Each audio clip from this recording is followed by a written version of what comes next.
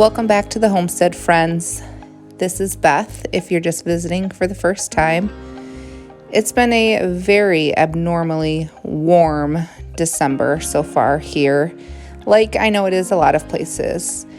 It definitely does not feel like wintertime. However, we are still enjoying the slower season with limited chores outside, and it's typically this time of year where we start making our plan and our goals for our homestead for the following growing season and really the next 12 months.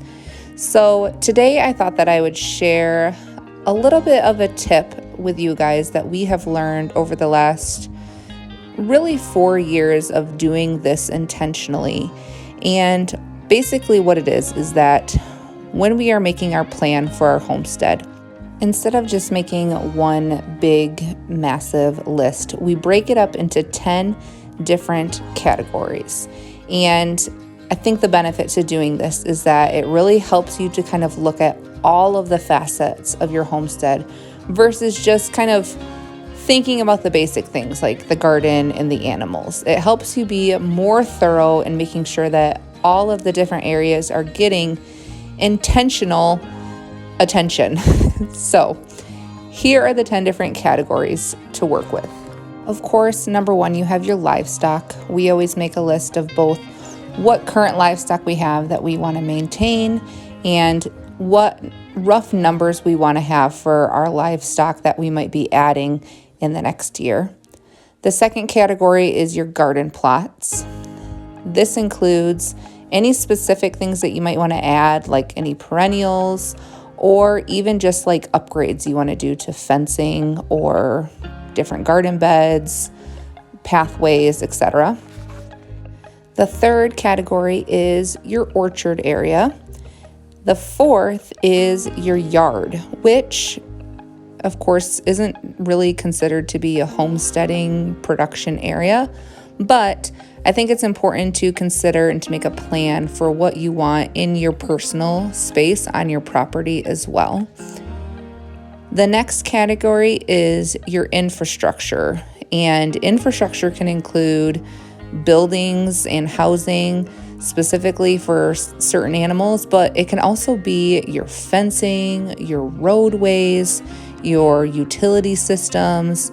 All of that stuff is infrastructure as well. The next two categories are your equipment and your skills. And this can be either upgrades that you want to make to current equipment or skills, or just new ones that you want to work on altogether. After that is your pantry, and that can be specific things that you want to add to your pantry, specific numbers or quantities, or it can be, again, just upgrades that you want to make. Do you need more shelving? Do you need different lighting? All of that kind of stuff.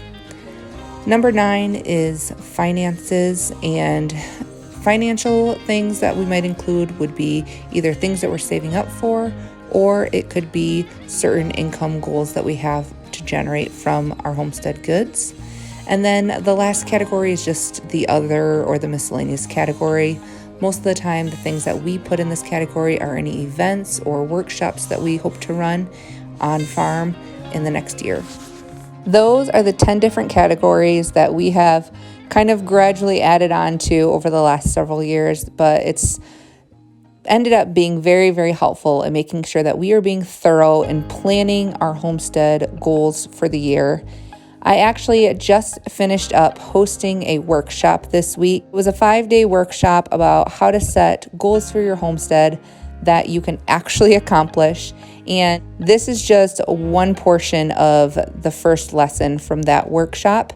But if you are looking to be really intentional about growing your homestead this next year, I'll put a link to the workshop in the description of this video, and you can check it out and get all of the details. Otherwise, I hope you have fun planning your new year. Hopefully, it's not as muddy where you guys are as it is here. I will talk to you guys next time.